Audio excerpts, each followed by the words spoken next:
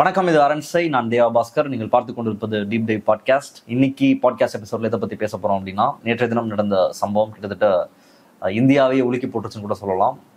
நேற்று இரவுல இருந்தே எல்லாருடைய மனநிலையும் இந்த ஒரு விஷயத்தை பற்றி தான் பேசிட்டு இருக்கு. ரொம்ப டிஸ்டர்பிங்கா கிட்டத்தட்ட 38 பேரினுடைய உயிரை வாங்கி இருக்கிறது ஒரு கட்சியினுடைய ஒரு நிகழ்ச்சி. இன்னும் எவ்வளவு நிறைய பேர் பாதிக்கப்பட்ட மருத்துவமனையில் அனுமதிக்கப்பட்டிருக்காங்க. இந்த நிகழ்வுகளுடைய பின்னணி, அரசியல், இதனுடைய தாக்கம் உட்பட பல விஷயங்களை தான் இந்த பாட்காஸ்ட்ல நம்ம பேசியிருக்கோம். இன்னும் பெருசாக அதில் இன்ட்ரோ கொடுக்கறதுலாம் ஒன்றும் இல்லை. நிகழ்ச்சிக்குள்ள தொடங்கலாம். யார் கூட பேசியிருக்கோம் அப்படின்னா, தொடர்பில் ராமதாஸ் கூட தான். வணக்கம். வணக்கம். ஸோ நேற்றைய தினம் விஜயினுடைய இந்த சனிக்கிழமை தோறும் நடந்துட்டு இருக்கக்கூடிய அந்த சுற்றுப்பயண நிகழ்ச்சி, அதில் ஏற்பட்ட கூட்ட நெரிசல், ஸ்டாம்பீட்ல கிட்டத்தட்ட இப்போ பார்த்தது வரைக்கும் 38 பேர் பலியாகிருக்காங்க. முதல்ல 4, 5, 10 பேர் பலியாகியிருக்காங்க அப்படின்ற மாதிரிலாம் செய்திகள் வந்தது. அப்புறம் போக போக போக டெத் டோல் அதிகரிச்சுட்டே போனதை பார்க்க முடிஞ்சது. ரொம்ப ஒரு மரண ஓலம் கிட்டத்தட்ட தமிழ்நாடே இது ஃபேஸ் பண்ணுச்சுன்னு சொல்லலாம். யாராலையுமே ஈஸியாக கடந்து போக முடியல. ரொம்ப டிஸ்டர்பிங், பலருக்கும் தூக்கம் கூட போயிருக்கும். டிஸ்டர்பிங்காக ரொம்ப இருந்துச்சு. அது ரொம்ப நம்மளுமே இமீடியட்டாக அதை அட்டன் பண்ணணுன்றதை தான் அடிப்படையில் தான் நம்மளுமே சந்திக்கிறோம். போயிடலாம். எப்படி பார்க்குறீங்க இதை, நடந்த நிகழ்வுகளை, அதை சுற்றி இப்போ பேசப்படுறது? நம்ம பின்னாடி வரலாம். ஃபர்ஸ்ட் அந்த நிகழ்வுல போகலாம். அந்த துயரம், இரங்கல், இந்த வார்த்தைகள்லாம் பேச வேண்டிய நேரத்தை கடந்துட்டோம்னு நினைக்கிறேன்.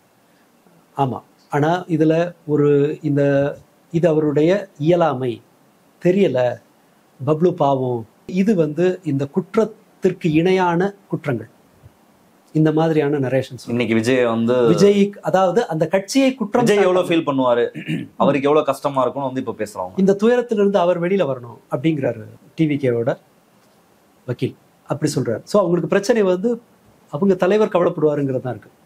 பட் இந்த இந்த கொடூரம் இருக்கு இல்லையா, இது நிகழ காத்திருந்த ஒரு பேரழிவு. நான் அப்படிதான் டிஸ்கிரைப் பண்ணுவேன். ஏன்னா இந்த மாடஸ் ஆப்பரண்டி பாருங்க, அப்படிதான். இதுக்கு முன்னாடி கேஷுவாலிட்டி இல்லைங்கிறதுனால அவர்களுடைய ஸ்டைல், அந்த பிரச்சார ஸ்டைல் சரின்னு ஆயிடாது.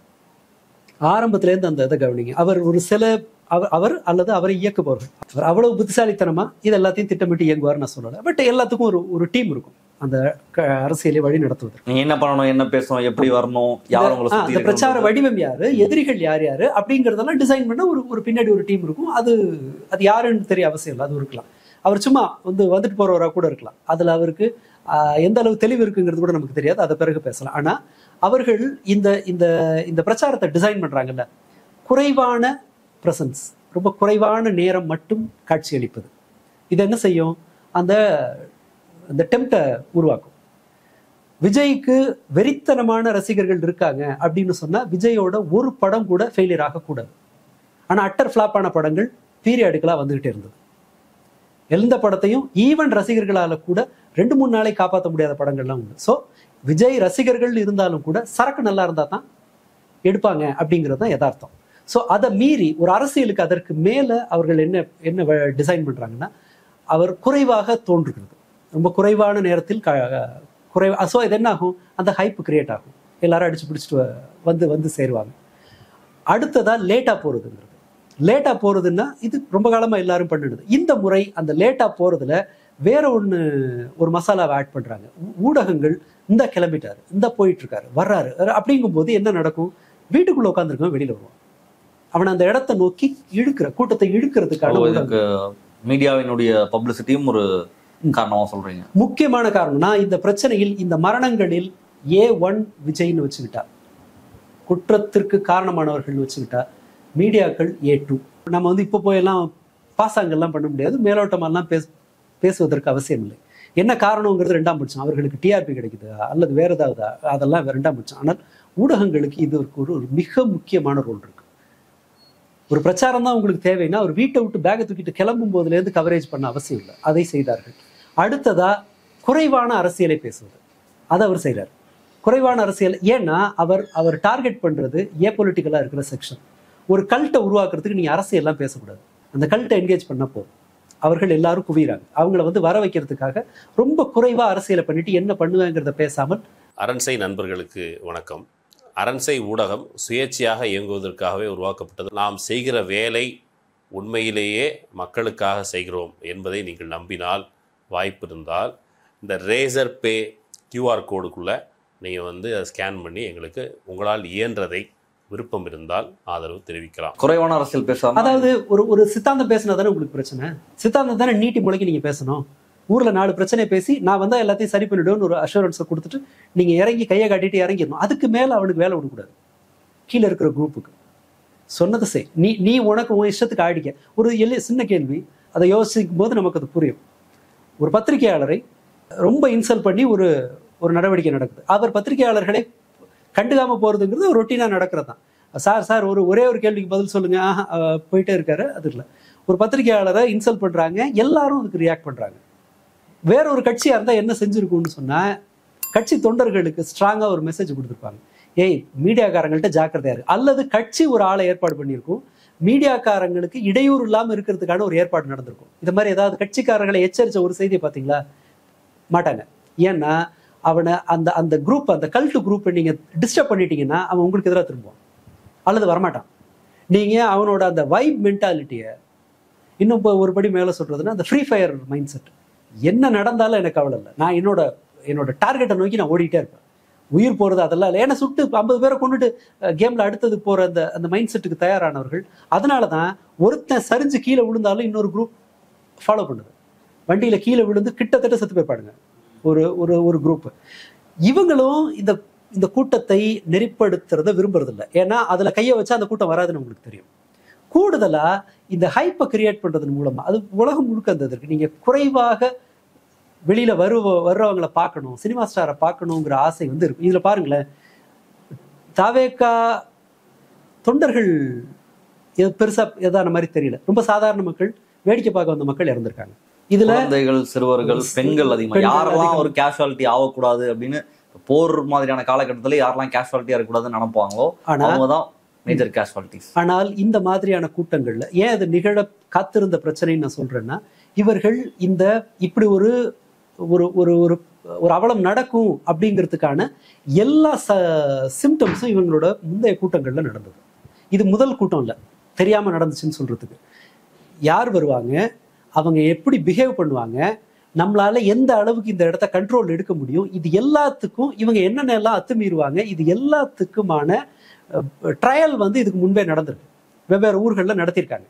அண்ட் இவரோட பிஹேவியர்ல இருக்கிற இன்னொரு பிரச்சனை, இது ஏன் ரொம்ப திட்டமிடப்பட்டது, விஜய் குரூப் இந்த மாதிரியான ஒரு கட்டுக்கடங்காத கூட்டத்தை திரட்டுவதை நோக்கமா வச்சிருக்காங்கிறதுக்கு இன்னொரு எக்ஸாம்பிள், ஏன் கரூருக்கு மாத்துறாங்க இந்த கூட்டத்தை? கரூருக்கு மாத்திரம் எங்க இருந்தது, எங்க நடக்க, இது வேற ஒரு சேலம் நினைக்கிறேன். ஓகே, வேற எக்ஸாக்டா தெரியல, பட் சேலம் தான் நினைக்கிறேன். அங்க இருந்து இங்க திடீர்னு மாத்துறாங்க. ஏன்னா கரூர்ல திமுக ஒரு கூட்டத்தை கூட்டி முப்பெரும் விழா நடத்துறாங்க. ஆமா, ஒரு தங்களுடைய கிரௌடை காட்டியிருக்காங்க. அடுத்து இவங்க இந்த அறிவிக்கும் போது அடுத்தது கரூருக்கு அதிமுக எடப்பாடி பழனிசாமி வராரு. சோ இது பின்னாடி இருக்கிற நோக்கம் என்னன்னு சொன்னா, டிவிகே தொண்டர்களுக்கு, விஜய்க்கு இந்த கட்சி ஆர்கனைஸ் பண்றவர்களுக்கு விஜயை இங்க கூப்பிட்டு விஜயோட வெயிட்டை காட்டுறதுன்னு கட்சி இவருக்கு அடுத்து இருக்கவங்களுக்கு ஒரு நோக்கம். விஜய்க்கு தான் வெயிட்டை காட்டணுங்கிற விருப்பம். விஜய் தொண்டர்களுக்கு இது என்ன மெசேஜ்? இது மற்ற 2 கட்சி நான் தான் அடுத்துன்னு இவர் சொல்லியிருக்காரு, டிஎம்கேவுக்கும் டிவிகேக்கும் தான் ஃபைட்டுன்னு இவர் சொல்லியிருக்காரு. அப்ப சுத்து வட்டாரத்தில் இருக்கிற விஜய் கட்சி தொண்டர்களுக்கெல்லாம் இது என்ன மெசேஜ் இருக்கும்? நம்ம போய் வெயிட்டை காட்டணுங்கிற ஒரு எண்ணம் இருக்கும். அது மட்டும் வந்திருந்தா அது பாதி சிக்கலா போயிருக்கும். ஆனால் இந்த ஊடகங்கள் குறுக்க சேர்றாங்கல்ல, கரூருக்கு வரப்போறாரு, யார் வெயிட்டை காட்டுறாங்களா பார்ப்போம், என்ன பேச போறாரு அப்படின்னு இந்த ஹைப்பை கிரியேட் பண்ணும்போது எது ஒன்றும் புதுசா ஒன்று இருக்குன்னு சொன்னா, இன் ஜென்ரல் சமூகம் ஒரு என்டர்டெயின்மெண்ட்டுக்கு ஏங்கி கொண்டிருக்கிற சமூகம். நீங்க ரீசெண்ட் டேஸ் இதெல்லாம் பார்த்தா தெரியும். கொரோனாவுக்கு பிறகு வந்த ரிவெஞ்ச் டூரிசம், அந்த கான்செப்ட் எல்லாம் அதன் பிறகு பேசினாங்க. அதாவது மக்கள் வீட்டுக்குள்ள அடைஞ்சு கிடந்த பிறகு இப்போ கூட்டத்தை பார்க்கறதும் கூட்டத்தோட மிங்கிள் ஆகிறதுக்குமான ஒரு அன்கான்சியஸா ஒரு டிரைவ் அவங்கள செலுத்துது பெரும்பாலான மக்களை. இது எல்லாத்தையும் மொபிலைஸ் பண்றதுக்கு தன்னோட ரசிகனை உசுப்பி விடுறது, வெளியில இருக்க மக்களை உசுப்பி விடுறது, தாமதம் அதற்கான இன்னொரு முக்கியமான ஒரு டூல். நீங்க மதியம் பார்த்தீங்கன்னா, மதியம் அந்த ஊரோட ஏரியல் ஷாட் எல்லாம் பார்த்தீங்கன்னு சொன்னா பெரிய கூட்டம் அங்கே சேரலை, காலியாக தான் இருக்கு. சாயங்காலம் வர மத்தியானம் அவர் வந்திருக்க வேண்டியது, காலையில 8:45 கிளம்பணும். லேட்டா போனா என்னென்ன பிரச்சனை நடக்கும், லேட்டா போய் நம்ம ஊரோட பிரச்சாரத்தை கேன்சல் பண்ணிருக்கோம்னு அவருக்கு நல்லா தெரியும். ஆனால் 8:45க்குன்னு அறிவிக்கப்பட்ட ஊர்ல 8:30 மணிக்கு தான் அவர் கிளம்புறாரு. அதன் பிறகு 2வது ஊர்ல பிரச்சாரம் பண்ண வேண்டிய நேரத்தை கடந்து முதல் ஊர்ல பிரச்சாரம் பண்றாரு. இது எல்லாத்தையும் கவர்மெண்ட் மிஸ்மேனேஜ் பண்ணிட்டாங்க. கவர்மெண்ட் இதை ஒழுங்கா ஆப்ரேட், நீங்க சொன்னதுல இருந்து ஸ்டார்டிங்ல இருந்தே அவருடைய கூட்டம் வந்து நடக்க காத்திருந்த ஒரு நிகழ்வு அப்படின்றத குறிப்பிட்டு சொன்னீங்க. அப்போ இதை கவர்மெண்ட் கணிக்க தவறிட்டாங்களா அல்லது இது நடக்கணும்னு விட்டுட்டாங்களா? ஏன்னா அந்த சார்ஜும் வெளியே வரதை பார்க்க முடியுது. கவர்மெண்ட் இதை ஸ்பெகுலேட் பண்ணலையா, இப்படி ஒரு கேஷுவாலிட்டிஸ் வரதுக்கான வாய்ப்பு இருக்கு, இன்னும் இதை பாதுகாப்பா நம்ம கொண்டு போகணும் அல்லது அவர்களை ஒரு கட்டுக்குள் வைக்கணும்ன்றதுல அரசு தவறிடுச்சா? இது முடியாது. ஏன்னா நீங்க இந்த இடம் இருக்குல்ல, ஒரு இந்த கூட்டத்தை கட்டுப்படுத்துவதுங்கிறது இருக்கு இல்லையா, இது எந்த கட்டுப்படுத்த விரும்பாத ஒரு கட்சி, கட்டுப்பாடற்ற மனிதர்களை கட்டுப்படுத்த முடியாது. அவர்களை கட்டுப்படுத்துவது நமக்கு பேக்ஃபயர் ஆகும்னு பயப்படுற ஒரு கட்சி. அவர்கள் மீது ஒழுங்கை கொண்டு வருவதற்கு இவர்கள் எந்த முனைப்பும் காட்டல, அதை அவங்க விரும்பல முக்கியமா. ஏன்னா அவன் வந்து டான்ஸ் ஆடி வெயிட் பண்ணி ஒரு ஒரு ஒரு எக்ஸைட்மெண்ட்டை காட்டுனா தான் விஜயை அந்த இடத்துல சேல் பண்ண முடியும். விஜயை வியாபாரம் பண்றதுக்கு அந்த ஹைப் அங்க அவசியம். இந்த கூட்டம் சேர்ந்தாதான், இந்த கூட்டத்துல மாஸ் பண்றது தான் அந்த ரசிகன் விரும்புவான். ஸோ ரசிகனுக்காக கூட்டத்தை வர வைக்க வேண்டியிருக்கு, அது மீடியாக்கள் பண்றாங்க. இந்த இந்த இந்த இந்த கட்டுமானத்தை அவங்க டிஸ்டர்ப் பண்ண விரும்பல. அண்ட் இதுல இவர்களை கட்டுப்படுத்த, இப்போ திமுக அதிமுக அல்லது வேற ஒரு கட்சி கூட்டம்னா, கூட்டம் ஒழுங்கீனமா செயல்படுதுன்னா அந்த கூட்டத்தை தெரிஞ்சு வந்து அவங்கள வழி நடத்துறதுக்கோ அல்லது பிரச்சனைக்குரியவர்களை எடுத்து வெளியில கொண்டு போறதுக்குன்னு கட்சியில இருந்து ஆட்கள் உள்ள. செந்தில் பாலாஜியே போய் சப்பு சப்புன்னு வைப்பாரு. நீங்க எந்த ஒரு பேர், அது மாவட்டத்துக்கு 10 பேர் இருப்பாங்க குறைஞ்சபட்சம். நீங்க அல்லது ஒருத்தனை கண்டுபிடிக்க முடியலன்னா பேரை சொல்லி கூப்பிடுற அளவுக்கு அங்க 10 பேர் இருப்பாங்க, ஒவ்வொரு கூட்டத்திலும் இருப்பாங்க. இங்க அந்த மாதிரியான ஒரு ஒழுங்குக்கான அவர்களுக்கு பயிற்சி இல்லைன்னு சொல்ல மாட்டேன், அதன் மீது அவர்களுக்கு விருப்பம் இல்லை. ஏன்னா இப்படி ஒரு க்ரௌட், இந்த டிசைன்ல இருக்கிற க்ரௌட் தான் ஓசியில வரும், ஃப்ரீயா கிடைக்குது. இதை கொண்டு வந்து நிறுத்துறத இப்படி ஒரு ஒரு சலுகையை நீங்க கொடுத்தீங்கன்னா தான் இந்த சட்டத்தை மீறலாங்கிற சலுகை. இந்த கல்ட் குரூப்பை உருவாக்குறது இருக்குல்ல, ஒருத்தர் ஒரு அம்மா சொல்றாங்கல்ல, பையன் இறந்து போன, அதை பத்தி கூட விஜய் மேல தப்பு இல்லை அப்படின்னு பேசுற இந்த குழு மனப்பான்மை உருவாக்குறதுக்கு இதெல்லாம் தேவைப்படுது. ஏன்னா அவனுக்கு வேண்டியது நீங்க கொடுக்குறீங்க, இப்படி உருவாக்குறாங்க. அண்ட் இதுக்கு முன்பு நடந்ததுல ஏன் அவங்க எச்சரிக்கையை வந்து பொருட்படுத்துறது இல்லைன்னு சொன்னா, ஒரு கூட்டத்துல செருப்பை விட்டுட்டு ஓடுறாங்க அப்படின்னா, மக்கள் மயங்கி விழுறாங்க அப்படின்னு சொன்னா, அது ஆபத்தான நிலையில் இருக்கிற கூட்டம்னு அர்த்தம். இந்த கூட்டம் என்னைக்கு வேணாலும் கேஷுவாலிட்டி உருவாக்கலாம் அப்படிங்கிறது அதனுடைய பொருள். பழைய எல்லா கூட்டத்திலையும் பாருங்க, மயங்கி விழுந்திருப்பாங்க, செருப்பு அங்கங்க விட்டுட்டு ஓடி இருப்பாங்க. டிரான்ஸ்ஃபார்மர் கரண்ட்டை நிறுத்திட்டாங்கிறது ஒரு கம்ப்ளைண்ட், இவர்கள் டிரான்ஸ்ஃபார்மர் மேலே ஏறி கம்பியை பிடிச்சி அந்த பக்கம் ஏறுறாங்கிறது கம்ப்ளைண்ட். கரண்ட்டை நிறுத்துங்க நீ உங்களே சொல்றாங்க. ஸோ பிரச்சனை வந்து ஏன் அப்படிதான் இருப்பான், எங்கால அப்படித்தான் இருப்பான், நீ அவனை டிஸ்டர்ப் பண்ண, நான் என்னோட தொண்டர்களை எதுவும் இந்த கட்டுப்பாடு வரமாட்டேன், நீ வந்து அதுக்கு தகுந்த மாதிரி தயார் பண்ணிக்கோ. ஸோ அதனுடைய எண்ட் ரிசல்ட் இப்படிதான் இருக்கும். பெருங்கூட்டத்தை கூட்டுறீங்கன்னு சொன்னா, ஒரு ஆபத்து நடந்தால் என்ன செய்வது அப்படிங்கிறதுக்கான ஒரு கிரைசிஸ் வந்தா அதை எப்படி மேனேஜ் பண்றதுங்கிறதுக்கான தயாரிப்போட தான் நீ ஒரு கூட்டத்தை நடத்தணும். போலீஸை கொண்டு வந்து இதுல இருக்கிற ப்ராக்டிக்கல் டிஃபிகல்ட்டியை பார்ப்போம். இந்த அசம்பாவிதத்தை அரசு தடுத்திருக்கணும், போலீஸ் தடுத்திருக்கணும் அப்படிங்கிறத வச்சுக்கிட்டோம்னா, தடுப்பதற்கான ஒரே வழி என்னன்னா, இந்த இடத்தில் ஒரு அளவுக்கு மேல கூட்டத்தை சேர விடாம தடுக்கிறது தான் அதற்கான வழி. தடுத்திருந்தா என்ன நடந்திருக்கும்? எங்களை அலோவ் பண்ணலன்னு சண்டை போட்டிருப்பாங்க. அங்க இருந்து ஆளுகள் மிதிச்சுட்டு ஓடி ஹாஸ்பிட்டலைஸ் ஆகிருக்கிற ஒரு பெண்மணி சொல்றாங்க, 6 மணியில என்னால தாங்க முடியல, ரொம்ப இதா இருக்கு, என்னை விட்டுருங்க, விஜயை கூட நான் பார்க்க வேணாம், நான் போயிடுறேன் அப்படின்னு அந்த அம்மா சொல்றாங்க. இந்த வந்துருவாரு இருங்கன்னு நிறுத்துறாங்க, கூட்டத்தை போக விடல, கூட்டத்தை உள்ள அடைக்க விரும்புறாங்க. அல்லது எப்படி போறதுங்கிறதுக்கு வழி தெரியல. அடுத்த மக்கள் வந்து மற்றவர்கள் குறிப்பிடுறத பார்த்தீங்கன்னா தெரியும், விஜயை பார்த்துட்டு வரேன்ட்டு போனாங்க, குழந்தைய ஏன் கூட்டிட்டு போனாங்க, ஏன் பெண்கள் போனாங்க, இது நாம வேற ஒரு திசையில் விவாதிக்க வேண்டிய ஒரு விஷயம். ஆனா இந்த கூட்டத்தினுடைய நடத்தை, இந்த கூட்டத்தினுடைய வடிவம், இது எல்லாமே எப்படி இருக்குங்கிறது உங்களுக்கு நல்லா தெரியும். ஸோ டிவிகே தரப்பிலிருந்து இது குறித்து எந்த கரிசனமும் இல்லை. அவர்கள் சாவ விரும்பல, ஒத்துக்கலாம், ஆனால் நெருக்கடியை விரும்பினாங்க. ஒரு அடிதடி நடக்கணும், ஒரு ஹைப் இருக்கணும். அந்த கூட்டத்தில் இருந்த பெண்மணி சொல்றா, அதுக்கு முன்னால இருந்து டிவி சேனல்ஸ்ல இருந்து இன்ஃப்ளூயன்சர்ஸ் எல்லாருமே அவ்வளவுதான், கரூர்ல மரல விட்டாரு, முடிச்சிட்டாரு, செஞ்சுட்டாரு அப்படின்றதுதான். இந்த க்ரௌட் வந்து இனிமே சாதாரணமா நினைச்சிடக்கூடாது, இது வந்து பாத்துக்கோங்க அப்படின்றத ஃபுல்லா திமுக அதிமுகலாம் நீங்க பார்த்து உஷாராய்க்கோங்கன்னு மூத்த பத்திரிகையாளர்கள் உட்பட பலரும் போட்டுட்டு இருந்தாங்க. அதுதான் அவங்களால விரும்பப்படப்படுது அப்படின்றது நீங்க சொல்றதுல இருந்து தெரியுது. தொலைவில் வரும்போதே விஜய் லைட்டை ஆஃப் பண்ணிட்டாருன்னு சொல்லி பாதிக்கப்பட்ட ஒரு பெண்மணி சொல்றாங்க. விஜய் ஆஃப் பண்ண ஒரு விஷயம் புரிஞ்சுக்கணும், இது பேச்சை கேட்க வந்த கூட்டமா இருந்தா நீங்க எங்க நின்றுட்டு வேணாலும் பேச்சை கேட்கலாம். பார்க்க வந்த கூட்டம் சென்டரை நோக்கி முண்டி அடிக்கும். இது இன்னைக்கு நேற்று தெரியாதவங்களுக்கு, இது முன்பே இது தெரிஞ்சது, இவர்களுக்கு 1 மாசத்து எக்ஸ்பீரியன்ஸ் இருக்கு. பார்க்க வர்ற கூட்டம் சென்டரை நோக்கி போகும். இந்த கூட்டத்தில் குழந்தைகள் வர்றதுங்கிறத தடுக்கிறத, அதற்கு அந்த மாதிரி ஒரு கோரிக்கை வச்சிருப்பாங்களா பாருங்க, இருக்காது. குழந்தைகளை தடுத்திருந்தால், பெண்கள் வர்றதை தடுத்திருந்தா என்ன? இது எதுவுமே ஆளு சேர்றதை தடுக்கிறது தான் இந்த இடத்துல வழி. இந்த விளம்பரத்தை தடுப்பது தான் வழி. இதை செஞ்சிருந்தா என்ன நடந்திருக்கும்? விஜயை பார்த்து பயந்துட்டாங்க. அந்த ரிஸ்கை எப்படி எடுக்கும் ஒரு கட்சி எப்படி எடுக்கும்? ஒரு கட்சி தான் அரசாங்கத்தை நடத்துறது. சரி, அவங்க எப்படி எடுப்பாங்க? இது பிராக்டிக்கலா யோசிக்க வேண்டாமா? இந்த நெருக்கடியை தாவேகா தமிழக அரசு கொடுத்திருக்காங்க. நீங்க என்ன பார்த்து பயப்படுறீங்க, என்ன பார்த்து பயந்துட்டீங்கன்னு இவரே பேசுவாரு. எவ்வளவு இவர்கள் கபடத்தனமா பிரச்சனையை கையாளுறவங்க அப்படின்னு பாத்தீங்கன்னா, விஜயை பார்த்து கேள்வி கேட்டது கோர்ட். அசம்பாவிதம் நடந்தா யார் பொறுப்பு? நீ பண்ண டேமேஜுக்கு யார் பொறுப்பு? நீ டேமேஜை கவர்மெண்ட் வசூல் பண்ணலன்னா நாங்க தலையிட்டு வசூல் பண்ண வைப்போம். இதெல்லாம் கோர்ட் சொன்னது. ஆனா பிரச்சாரத்துல அவர் என்ன சொல்றாரு? என்ன கையை தூக்க விடல, என்ன கட்டுப்பாடு விதிக்கிறீங்க, பயந்துட்டீங்களாங்கும் போது அவன் கீழே இருக்கவன உசுப்பி விடுறாரு. அடுத்ததா நேத்து நடந்ததுல இன்னொரு இது எதேச்சையா அல்லது அவரோட அவுட் ஆஃப் இன்னோசன்ஸ் அது நடந்தது அப்படின்னு நாம ஏன் நம்பக்கூடாதுன்னு சொன்னா, விஜய்க்கு பிஆர் வேலை பண்றது ரூட்ஸ்ங்கிற கம்பெனி. இந்த கம்பெனி தான் இவரோட ஹைப்பை கிரியேட் பண்றது. இது எல்லாமே இவர்கள் மீதான இன்னொரு குற்றச்சாட்டு என்னன்னா, இந்த கம்பெனியிலிருந்து பிரியங்கா மோகன் அவங்க இதை விட்டு வெளியில வந்த உடனேவே அவர் மீதான இணைய தாக்குதல்கள் கொடூரமா இருந்தது. அவர் கிட்டத்தட்ட இண்டஸ்ட்ரியில வாய்ப்பு இல்லாம போனார். அந்த நடிகை ஒரு பிஆர் கம்பெனில இருந்து வெளியில வரும்போது. ஸோ இந்த பிஆர் கம்பெனி தான் டிவிகேக்கு வேலை செய்யுது. யோசிச்சு பாருங்க. அப்படின்னா இந்த மாதிரி ஒரு வழக்கத்திற்கு மாறான ஒரு ஹைப்பை கிரியேட் பண்றதுக்கு ஒரு கம்பெனி இருக்கு. வழக்கத்திற்கு மாறான அட்டென்ஷன் கொடுக்கறதுக்கு மீடியாக்கள் வருது. வழக்கத்தில் இல்லாத அளவுக்கு சினிமாக்கு போறது, சினிமா ஷூட்டிங்க்கு போறது, நண்பர்கள் கல்யாணத்துக்கு போறதுல எல்லாம் அவருக்கு இந்த மாதிரியான ஒரு டிலே, ஒரு பிரச்சனை எல்லாம் இருந்ததே கிடையாது. இதே இந்த பிரச்சாரத்துக்கு போகும்போது, மாநாட்டுக்கு போகும்போதும் கூட அவருக்கு எந்த கரைச்சலும் இல்லாம அவரால் தன்னுடைய ஷூட்டிங் ஸ்பாட்டுக்கு போக முடியுது.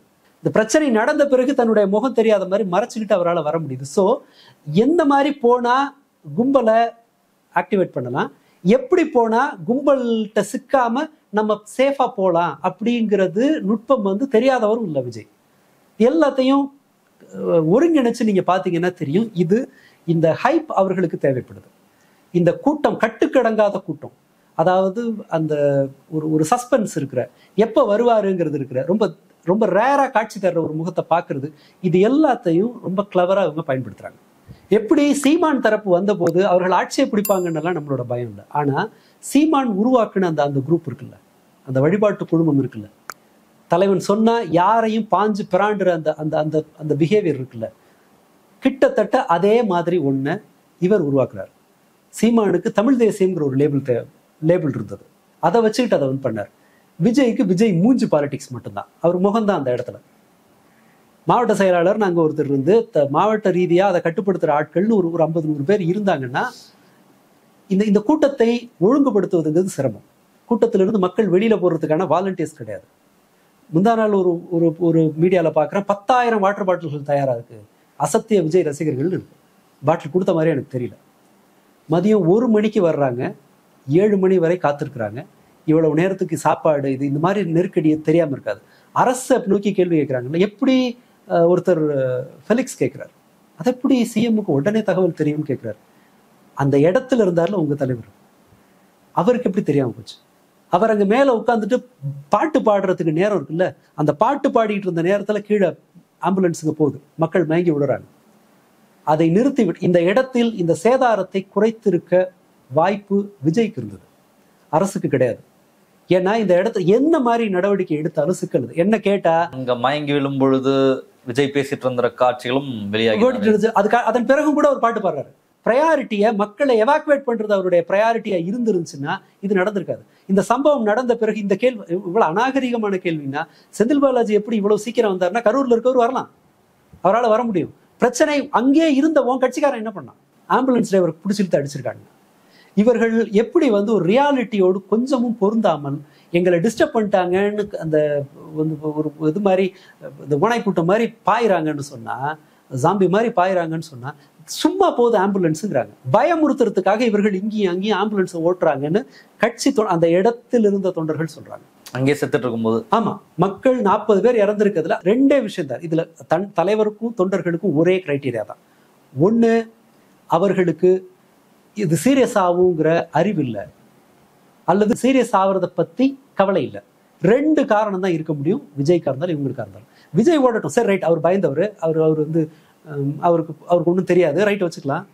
அங்க இருந்த நிர்வாகிகள் எங்க போனாங்க? எந்த நிர்வாகியுமே யாருமே இல்ல, ஒருத்தர் கூட கிடையாது. வரைக்குமே வந்து போலீஸ் வழக்கத்திற்கு மாறான கைண்டா இருந்தாங்க. நீங்க பாத்தீங்கன்னா தெரியும், மற்ற இடங்கள்ல எல்லாம் போலீஸ் இவ்வளவு இதா இருக்கா? ரெஸ்கியூ வேலை செஞ்சது பெரும்பாலும் போலீஸ், தூக்கிட்டு ஓடினது இதெல்லாமே. இவங்க ஆம்புலன்ஸை வர விடாம குறுக்க வண்டியை நிறுத்தி ஒருத்தர் தகராறு பண்ண வீடியோ எல்லாம் வந்திருக்கு.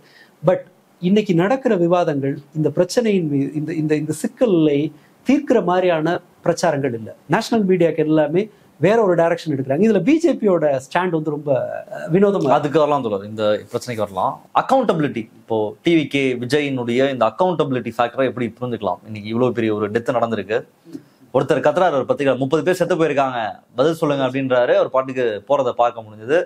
கிட்டத்தட்ட தமிழ்நாட்டில் இருக்கக்கூடிய எல்லா அரசியல் கட்சி பிரமுகர்களும், இந்திய அளவில் பிரதமர் எல்லாரும் வருத்தம் தெரிவித்த பின்னர் தான் சொந்த கட்சியில இறந்து போன அவங்களுடைய கட்சியின் தோழர்களுக்கு தோழிகளுக்கு அவர் வந்து இரங்கலை வந்து தெரிவிச்சு. சின்ன திருத்தம், பெரும்பாலும் பொதுமக்கள் வேடிக்கை பார்க்க வந்து விஜயை வேடிக்கை பார்க்க வந்த பொதுமக்கள் தான் இறந்திருக்காங்க. ரைட். இவர் வந்து போயிட்டு வீட்டுக்கெல்லாம் போயிட்டு போன அப்புறம் தான் அந்த வருத்தத்தையே பதிவு வந்து பண்றாரு. நெஞ்செல்லாம் ரொம்ப நெஞ்ச உளிக்கிருச்சு, என்னால முடியல, துயரத்துல இருக்கேன் அப்படின்ற மாதிரி. இல்ல, அது சோசியல் மீடியா போஸ்ட் வந்து நாம அது உண்மையிலே அவர் தானாங்கிறதுலாம் நமக்கு தெரியாது. அது ஒரு டீம். இல்ல நான் சொல்றது என்னன்னா, ஒண்ணு உங்களுடைய கட்சியினுடைய கூட்டத்திற்கு வந்து இப்படியான சேதாரம் ஏற்பட்டிருக்கு, கட்சி முன்னாடி நின்று அது வேலை செஞ்சிருக்கணும், அதுக்கான வாலண்டியரிங் ஒர்க்கு ஹெல்ப் எல்லாத்தையும் பண்றதுக்கான வேலையை செஞ்சிருக்கணும், தலைவர் அங்க இருந்திருக்கணும்.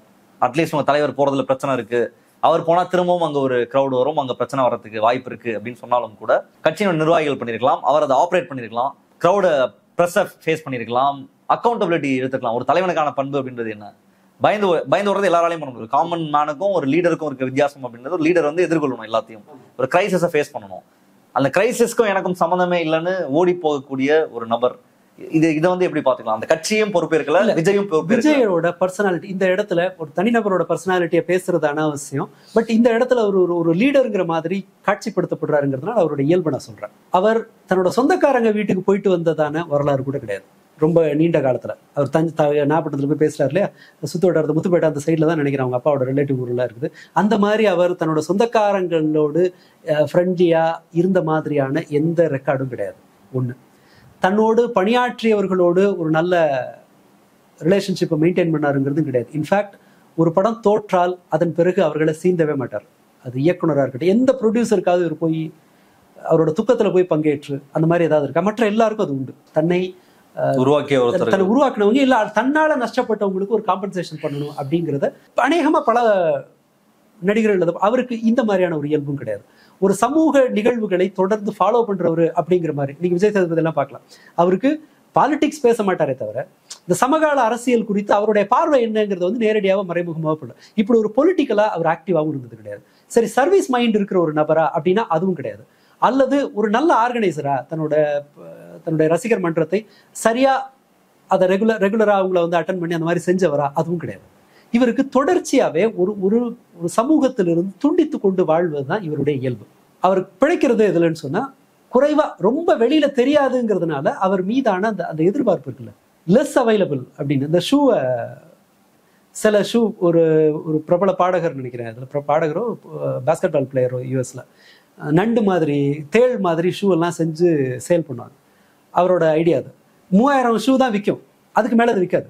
ஸோ அப்போ அந்த 3000 ஷூ வெறும் 3000 ஷூ தான் மார்க்கெட்ல இருக்கும் ஒரு டிசைன்ல இருக்கும் போது அந்த ஷூக்கான மார்க்கெட் அதிகமாகும். பிளாக்ல வாங்க ட்ரை பண்ணுவாங்க. இதெல்லாம் அவருடைய இயல்பு. சரி, ஒரு நியாயத்திற்காக இவர் போராடியவரா அப்படின்னா குறைவா அவைலபிள் இருந்தது இவருடைய இயல்பு, அதுக்கு ஒத்து வந்துருக்குன்னு சொல்றேன். நியாயத்துக்காக குரல் கொடுக்குறவரு அப்படி ஒரு முகம் இருக்கான்னா அதுவும் கிடையாது. அவர் இந்த மாதிரியான ஜல்லிக்கட்டு போராட்டத்துக்கு வந்தாரு, அனிதா வீட்டுக்கு போனாரு, கள்ளக்குறிச்சி அதாவது கள்ளச்சாராய மரணத்தில் அதெல்லாம் அரசியலுக்கு வரணுங்கிறது பிறகு. ஆனா பொதுவா அவருடைய இயல்பு, இது அவருடைய இயல்பு அப்படிங்கிற மாதிரியான மற்ற ரெக்கார்டு எதுவும் கிடையாது. இது வந்து வரலாம், இது வந்து கூட இருக்கிற அவங்க அப்பா சொல்லலாம். அவங்க அப்பா ஒரு முறை சொன்னார்ல, துப்பாக்கி படத்துல இஸ்லாமியர்களை இழிவுபடுத்திட்டாங்க அப்படின்னு ஒரு பிரச்சனை வந்த போது அவங்க அப்பா சொன்ன சமாதானம் என்ன? அடுத்த படத்தில் முஸ்லிமா நடிப்பார். இதுதான் அவர்கள் அந்த சினிமாத்தனமா நடக்கல, அதையும் நடிக்கல.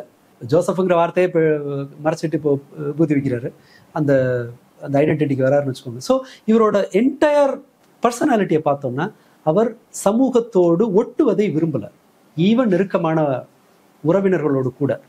ஒரு கன்சிஸ்டண்டா ஆட்கள் கூட இருந்தாங்கன்னா சில நண்பர்கள் இருக்காங்க, அதுக்கு மேல ஒன்றும் இல்லை. சினிமாவுக்குள்ள ஏதாவது அவருக்கு ஒரு ஒரு ஒரு நல்ல ஒரு மாதிரியான ஒரு அடையாளத்தை பெறுவதற்கான முயற்சி இருந்தாலும் எதுவுமே இல்லை. ஸோ இவரை வச்சுக்கிட்டு இவர் கூட இருக்கிறவங்க எல்லாமே ஒரு அரசியல் ரீதியா கொண்டு வந்தா பலன் பெறலாம் அப்படின்னு நினைச்சாங்க. புலி படத்தோட ப்ரொடியூசர், அவர் விஜய்க்காக கதையை தேடின இது எல்லாத்தையும் செஞ்ச ஒருத்தர், அவர் என்ன சொல்றாரு, அதன் பிறகு சீந்த வேலை கட்டி விட்டதோட சரி அப்படின்னு சொல்றாரு. இந்த நடத்தை இருக்கிற ஒரு நபரை தலைவராக கொண்டு வர்றாங்க. தலைவராக கொண்டு வரும்போது பிரச்சனை அது அது சிக்கல் எங்க போகுதுன்னு சொன்னா, எப்படி இவரை யூட்டிலைஸ் பண்ணலாம் அப்படிங்கிற அளவுக்கு அதை பயன்படுத்துறாங்க. மற்றபடி இவர் ஒரு தலைவருக்கான மெட்டீரியலே கிடையாது. இந்த இடத்தில் வேறு எந்த தலைவர் வேணாலும் பொறுத்துங்க. மெட்ராஸ் கோடி வந்திருப்பாங்கன்னு நினைக்கிறீங்களா? சுயமா முடிவெடுக்கிற எந்த தலைவரும் அந்த வேலையை செய்ய மாட்டாங்க. அட்லீஸ்ட் பிரச்சனை வரக்கூடாதுன்னா திருச்சியில தங்கலாம், அல்லது இந்த பக்கம் கோயம்புத்தூர்ல போய் தங்கலாம். பட் அவர் அந்த போகணும் சந்திக்கணும். இன்னைக்கு சொல்றாரு சிடிஆர் நிர்மல்குமார், இன்னைக்கு தலைவர் மக்களை சந்திப்பார், விரைவில் சந்திப்பார்னு ஒரு வார்த்தையை சொல்லலாம், இல்ல அது அப்புறம் பேசிக்கலாம் அப்படிங்கிறார்.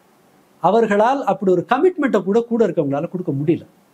தொடர்ச்சியா செயல்படாத ஒரு இந்த மூஞ்சு பாலிடிக்ஸ், இதை நான் சிம்பிளா சொல்லணும். ஷூட்டிங் வந்துட்டு போற மாதிரி அரசியலுக்கு வந்துட்டு போறாரு. ஆமா, படம் ஹிட் ஆனா திரும்ப பண்ணுவாரு, அதே மாதிரி எலெக்ஷன்ல ஹிட் ஆனா அரசியல் பண்ணுவாரு, இல்லைன்னா போயிடுவார். அவ்வளவுதான் அவருடைய கமிட்மெண்ட் அப்படின்றது. சினிமா மார்க்கெட்டை தக்க வைக்கிறதுக்கு குறைவா வெளியில தெரிஞ்சா போதும்.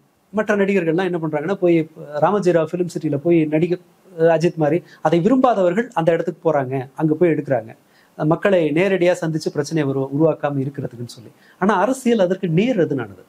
நீங்க பரிச்சயமா இருக்கணும் மக்களோட, எவ்வளவுக்கு எவ்வளவு அதிகமா உங்களோட முகம் பரிச்சயமாவதோ அவ்வளவுக்கு அவ்வளவு நல்லது. பட் இவர் ரிவர்ஸ்ல ஒரு இதை எடுக்க என்னன்னா, இது ஒரு சாமியார் மாதிரி. பெங்களூர்ல ஒரு ஜோசியக்காரர், ஒன்றும் பெரிய பிரமாதமான ஜோசியெல்லாம் இருந்தாலும் சொல்ல மாட்டான், ஆனா அவரோட போன் ஞாயிற்றுக்கிழமை சாயங்காலம் 4:30 மணிக்கு ஆன் ஆகும், 6:30 மணிக்கு ஆஃப் பண்றாரு. ஒரு நம்பர் 2 மணி நேரம் அந்த போன் இருக்கும். அந்த 2 மணி நேரத்திற்குள் நீங்க அவர்கிட்ட அப்பாயின்மெண்ட்டை ஃபிக்ஸ் பண்ணிக்கணும், அடுத்த வாரத்துக்கான அப்பாயின்மெண்ட் ஈவினிங்ல. நம்ப மாட்டீங்க, அந்த அந்த அந்த 2 மணி நேரம் அவருக்கு கால் கொட்டும். பிரமாதமா ஒன்றும் சொல்ல மாட்டான். எனக்கு தெரிஞ்சு 7 வருஷம் 8 வருஷமா அந்த ஆள்கிட்ட ஜோசியம் கேட்டு போறாங்க. புள்ள எப்போ பிறக்கும்னு கேட்டால் அடுத்த வருஷம் ஒரு தவணை சொல்லுவான், குழந்தை எப்போ பிறக்கும் அடுத்த வருஷம் ஒரு தவணை சொல்லுவான். 2 தான். போன வருஷம் ஏன் அது நடக்கல, அடுத்த வருஷம் ஏன் அது நடக்கும், இது 2 சொல்லுவான். பட் ப்ராப்ளம் என்னன்னா, அந்த ஆளுடைய குறைந்த அவைலபிலிட்டி இருக்கு இல்லையா, அவரோட அப்பாயின்மெண்ட்டை 2 மணி நேரத்தை விட்டுட்டா கிடைக்காதுன்னும் போது நாம அதுக்கு முட்டி மோதுவோம். காரணம்லாம் அவங்களுக்கு அவசியம் இல்லை, இது ரேரா கிடைக்கக்கூடியது, ஓடு, எப்பயாவது தான் கிடைக்கும், ஓடு. அண்ட் கூடுதலா இந்த ரிவெஞ்ச் டூரிசமோட மைண்ட் செட் அண்ட் ஏபொலிட்டிக்கலா நாம ஒரு 35 வயசுக்கு கீழே இருக்கிற பெரும்பாலானவர்களை அரசியல் ரீதியா தயார்படுத்த தவறியதனுடைய ஒரு விளைவு. அரசியல் ரீதியா தயார்படுத்த தவறியதுன்னா அது கட்சி பேர்ல அதை பழி போட முடியாது. ஏன்னா கம்யூனிஸ்ட் கட்சிகள் இங்க இருந்தது, திராவிடர் கழகம் இருந்தது, அதை விட்டீங்கன்னா அதிமுக இருந்தது, பிஜேபி வேலை செய்யறான், அவன் மோசமான ஒரு அரசியல் படுத்துறதை செய்யறான், அவன் ஸ்கூல்ல தான் டார்கெட்டே பண்றான், அது வேற சமாச்சாரம். பட் இந்த வாய்ப்புகள்லாம் இருந்தது. பட் இவர்கள் யாரும் தங்களோட குழந்தையை அணுக விடாமல் தடுத்ததுங்கிறது இந்திய பெற்றோர்களோட ப்ராப்பரா வளர்க்கலைங்கிறது தான் இந்த மாதிரி வைப் வெறியில கூட்டத்துக்கு போறவர்களுடைய இந்த தொண்டர்களுக்கு இந்த மாதிரி இருக்கிற ஆட்கள் அரசியல் தெரிஞ்சுக்கிட்டா கெட்டு போயிடுவாங்க, அரசியல்ன்றது ஒரு கேவலமான ஒரு விஷயம், அது நம்ம பசங்களுக்கு எல்லாம் வரக்கூடாதுன்னு விட்டதனுடைய விளைவு அது ஒண்ணு. அதாவது கேவலமான விஷயம் எல்லாம் அவங்க விடல, எதுக்கு ஏன் பிள்ளை கஷ்டப்படணும், ஏன் அரசியல் பேச, அது ஜாலியா இருக்கட்டும், அதை எவனோ ஒருத்தன் பண்ணுவான், ஏன் பிள்ளை ஏன் கஷ்டப்பட்டு அது நல்லா படிச்சு வெளியில போட்டுன்னு நினைச்சாங்க. விஜய் ஒரு ஃபேஸ் இருக்கும், அந்த ஃபேஸ் வேல்யூ காப்பாற்றணும், குறைந்த டைம் வெளியே வரணும், இதெல்லாம் அவருக்கு இருக்கு. இப்போ இந்த செட்டிங்லாம் அவருக்கு பண்ணி கொடுத்தது. இப்போ விஜய் வருவாரு, விஜய் மீட் பண்ணுவாருன்னா அங்க டாப் டு பாட்டம் வேலை செய்யக்கூடிய நபர்னா புசி ஆனந்த். எல்லாத்தையுமே அவர் தான் பண்ணாரு. அதை போய் கட்சியை ரெஜிஸ்டர் பண்றதுல இருந்து ஃபுல் ஒரு பார்ட்டி செட்டப்பை ஃபுல்லா ஆர்கனைஸ் பண்ணி உள்ள கார்டர்ஸை போட்டு மாவட்ட செயலர் எல்லாத்தையும் ஆர்கனைஸ் பண்ணி விஜய் கிட்ட ஏன்னா அந்த கட்சியினுடைய தொடக்கவில் அந்த பாட்டெல்லாம் அறிமுகப்படுத்தினப்போ அழுவார், அப்படியே கதறி நான் எவ்வளவு கஷ்டப்பட்டு தலைவரை இது பண்ணியிருக்கேன் அப்படின்றது. அவரையுமே எப்படி கூப்பிடுறாங்கன்னா வெற்றி தலைவர் விஜய், சாதாரணமாக சொல்ல மாட்டாங்க, இப்படிதான் அவரை இதெல்லாம் பண்ணாங்க. இப்போ இந்த கார்டர்ஸ் எல்லாம் உருவாக்குனவங்களாம் இருக்காங்களே, அவங்களையும் காணுமே. புசி ஆனந்த காணும், ஆதவ் அர்ஜுனா, அவர் ஒரு ஆன்லைன்ல நான் அவரை பாத்துக்கிறது அல்லது மற்ற வேலைகளை பாக்குறேன், அவர் ஒரு ஃபேஸா அந்த கட்சிக்கு விஜய் ரெடி பண்றதுல இன்னொரு ரோல் அவர் பிளே பண்றாரு.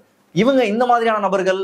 ஒருத்தர் பட்டிமன்ற பேச்சாளர் ராஜ்மோகன் அவர் இருக்காரு. இப்ப இவங்க எல்லாருமே சமூக வலைதளங்களை பேசணும் ஆஃப் ஆயிட்டாரு. இந்த களத்துல வேலை செஞ்சுட்டு இருந்த புசி ஆனந்தும் காணும், ஒட்டுமொத்த கட்சியுமே டிஸ்மேண்டில் ஆயிடுச்சு, சதறி ஓடிட்டாங்களே. இதுல 2 கோணம் இருக்கு. விஜய் வராத புரிஞ்சுக்க முடியுது, ஓகே விஜய் இதுக்கு ஒரு ஆப்டான நபர் கிடையாது, ஒரு தலைமை பண்பு கூட இல்ல, அவர் எஸ்கேப் ஆயிட்டாரு பண்ணிட்டாருன்றதெல்லாம் கூட ஓகே, அவரை நாங்க பாத்துக்கிறோம், நீங்க போங்க, நாங்க ஹேண்டில் பண்ணிக்கிறோம்னு அவங்க கேடர்ஸ் இருக்கணும்ல. இந்த 2ஆம் கட்ட தலைவர்கள் காடர்ஸ் யாரையுமே காணுமே. இந்த குரூப்போட பிரச்சனை இதுதான். இந்த இடத்தில் விஜய்க்கு அடுத்து இருக்கிறவங்க இருக்காங்க இல்லையா, இவங்களோட மென்டாலிட்டி நீங்க பிரேக் டவுன் பண்ணி பார்த்தீங்கன்னா அது எப்படி தெரியும்னா, அவர்களுக்கு லாங் டேர்ம் பெர்ஸ்பெக்டிவ் ஒன்று இருக்காது. விஜயை வைத்து நம்ம என்ன செய்யணுங்கிறது தான் இவங்களோட ப்ரையாரிட்டியா இருக்கும். நீங்க வேணா எழுதி வச்சுக்கோங்க, அடுத்தடுத்த நாட்கள்ல இது தெரியும். புசி ஆனந்துக்கு ஒரு நோக்கம் இருக்கும். ஏன்னா விஜய் எவ்வளவு நாள் நம்மளை வச்சிருப்பாருன்னு தெரியும். இதுக்கு முன்னாடி இருந்த செல்வகுமார் திடீர்னு ஆலப்பசாட்டன் காண போனார். இவர்களுக்கு ஒரு தற்காலிக நோக்கம் ஒன்று இருக்கும். ராஜ்மோகனுக்கு ஒரு தற்காலிக ஒரு short term perspective, short term benefits அவருக்கு ஒன்று தேவைப்படும். ஆதவர்ஜுனாவுக்கு விஜய் ஒரு சர்டன் எக்ஸ்டென்ட் தேவைப்படுவார். இவர்கள் யாருக்குமே அதனுடைய ஃப்ரூட்டை எடுத்துக்கணுங்கிறது தான் நோக்கமா இருக்குமே தவிர இந்த இடத்தில் பொறுப்பு எடுத்துக் கொள்வதுங்கிறது இவர்களுடைய முன்னுரிமையா இருக்கவே இருக்காது. அரசியல் பண்ண வரல யாருமே இல்லை. பிரச்சனை ரொம்ப பெருசாச்சுன்னா அது பழியை எடுத்துக்கொள்ள விஜய் இருக்காரு. பலன் கிடைக்குதுன்னா அதுல எனிவே இவங்களை தாண்டி தான் அது அவர்கிட்ட போடும். அப்படிங்கும் போது இவங்களோட இயல்புலே சொல்றேன், நான் அதை ஒரு குற்றச்சாட்டாவே பதிவு பண்ணல. விஜயை போல ஒரு டிஸ்கனெக்டடா இருக்கிற ஒரு தலைவர் இருந்தால், சசிகலா மாதிரியான, சசிகலாவுக்கும் ஒரு லாங் டேர்ம் பெர்ஸ்பெக்டிவ் இருந்திருக்க வாய்ப்பு இல்லை. என்னன்னா கூடுதலா வர வர வர வர அவங்க பயன்படுத்திட்டாங்க. இது லாங் டேர்மா அது ஓடிச்சு பல்வேறு ஃபேக்டர்ஸ்னால. ஸோ அந்த குழு அதை பயன்படுத்தி கொண்டது. மற்றபடி அவர்களுக்கும் ஒரு லாங் டேர்ம் பெர்ஸ்பெக்டிவ் இருந்திருக்காது, இவங்களுக்கும் அது இருக்காது. இன்னைக்கு சசிகலா என்ன நிலைமையில இருக்காங்களோ அந்த நிலைமை தான் இவங்களுக்கும். இல்ல அந்த அளவுக்கு போவார்னு உறுதியா இல்ல. நான் என்ன சொல்றேன்னா, இப்ப இந்த விஷயம் நடந்த உடனே எல்லாருமே ரிலேட் பண்ணது அந்த மகாமகம் கும்பகோணம் அந்த ட்ராஜடி, அந்த விபத்தை தான் எல்லாருமே சொன்னாங்க. கிட்டத்தட்ட விஜயோட பாலிடிக்ஸ் நம்ம ஜெயலலிதா பாலிடிக்ஸ் கூட ஒப்பிட்டு பார்க்கலாம். அவர் பேசுறது, என்ன பண்ணுவாங்க, இந்த பாப்புலாரிட்டி, இந்த ஆஸ்பெக்ட்ல விஜய் கூட கம்பேர் பண்ண. ஆனா அதோட தான் அதுக்கு மேல ஜெயலலிதாவிற்கு அனுகூலமா இருந்த பல்வேறு விஷயங்கள் விஜய்க்கு கிடையவே கிடையாது. இது அந்த மூஞ்சி பாலிடிக்ஸ் மட்டும்தான் அங்க ஓடுது. மற்றபடி அவர் முகத்தை பார்க்கணுங்கிற ஹைப் மட்டும்தான் இருக்கு. அதான் ஒருத்தரும் திருச்சி ஏர்போர்ட்ல ஒரு முறை கேட்டை உடைச்சவன் 2வது 3வது வாட்டி அதை செய்யல. அதுக்கு மேல தேவைப்படல அந்த இருக்கவனுக்கு. இப்பவும் கூட அவருக்கு நாகையில கூட இவ்வளோ, நாகப்பட்டினத்துல இல்ல. அதன் பிறகுதான் அவங்க அதை மாத்துறாங்க. சோ நாகப்பட்டினம் மாதிரி ஒரு ரொட்டீனா இருந்ததுன்னு சொன்னா கூட்டம் வராது. அப்ப நாம கரூருக்கு கேம்பெயினை மாத்துனா டிஎம்கே ஏடிஎம்கே வந்து போன இடம், டிஎம்கே வந்துட்டு போன இடம், ஏடிஎம்கே வரப்போற இடம், நம்ம மாச காட்டலாம் அப்படின்னு சொல்லி தொண்டர்களை ஆக்டிவேட் பண்ணலாம். ஏதோ பெருசா கூத்து நடக்க போது போல் இருக்குன்னு சொல்லி ஜெனரல் பப்ளிக்கா வர வைக்கலாம். அதன் பிறகு அந்த டிலே இதன் மூலமா வச்சு பண்ணலாம். லைட் ஆஃப் பண்ணி ஆன் பண்ணி இந்த மாதிரி ஏதாவது ஒரு விளையாட்டை காட்டி இப்படி இதெல்லாம் செய்யும் போது அவர்கள் என்ன பண்றாங்கன்னா ஒன்றையும் இந்த கிரௌடை கொண்டு வர்றதை மட்டுமே அரசியல் நடவடிக்கை அவங்க நம்புறாங்க. அப்படி இருக்கும்போது ஒரு போராட்டம் சரி, நாகப்பட்டினத்துல சொன்னாங்கல்ல முட்டைக்கு இந்த கும்பல்லாம் நேரா எங்க சிக்கும்னா ஊழல் ஒழிப்புல நிற்கும். அந்த ஊழல் ஒழிப்பு சங்கர் படம் மாதிரியே இருக்கும். சங்கர் படத்து ஊழல் ஒழிப்பு எப்படி இருக்கும்?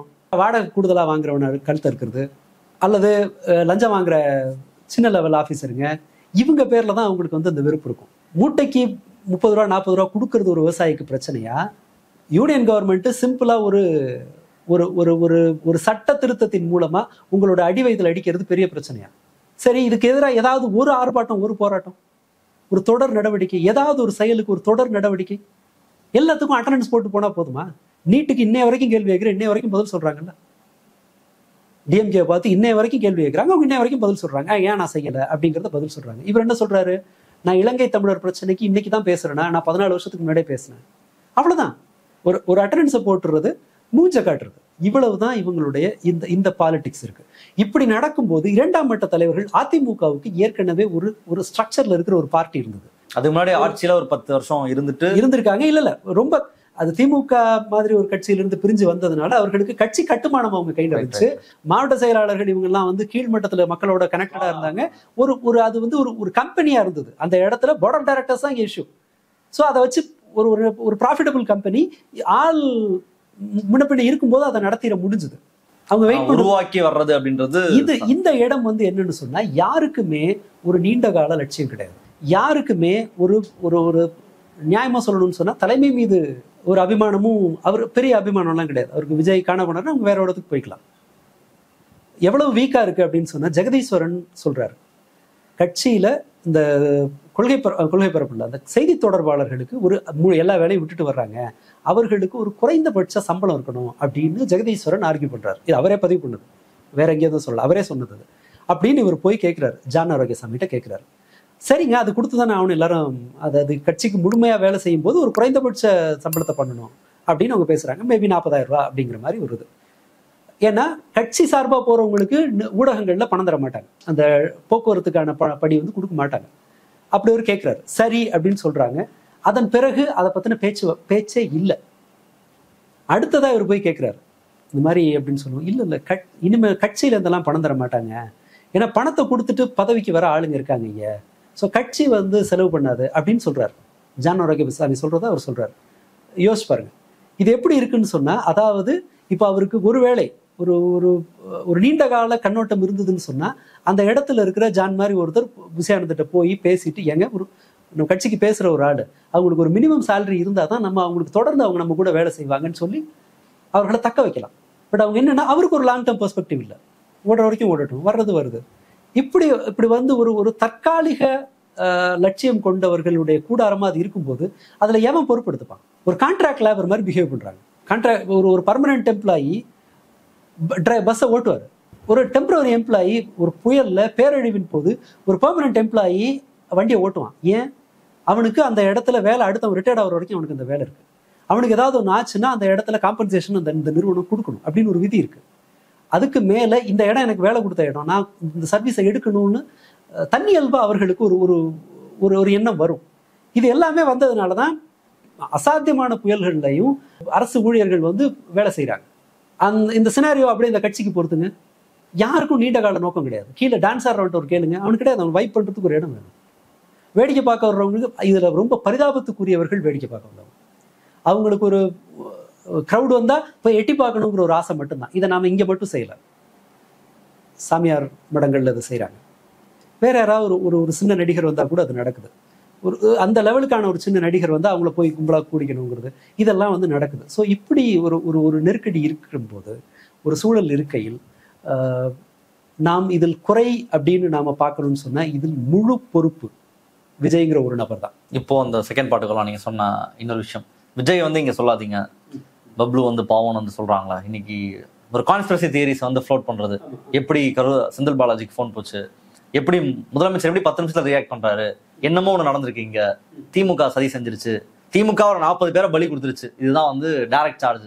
விஜயை காலி பண்றது, விஜயோட பாலிடிக்ஸை அழித்தொழிப்பதற்கு திமுக செஞ்ச சதி அப்படின்ற ஒரு சதி கோட்பாட்டை பலரும் அறிவிக்கிறார்கள். அது பத்திரிகையாளர்கள் உட்பட தாவேக்காவுடைய தொண்டர்கள் உட்பட பலரும் இதற்கு பின்னாடி ஒரு சதி இருக்கு அப்படின்றத சார்ஜ் பண்றாங்க. அது என்னவா பார்க்கலாம்? என்னுடைய அறிவு கெட்டின வகையில் இதை விட சிறப்பாக கையாள முடியாது.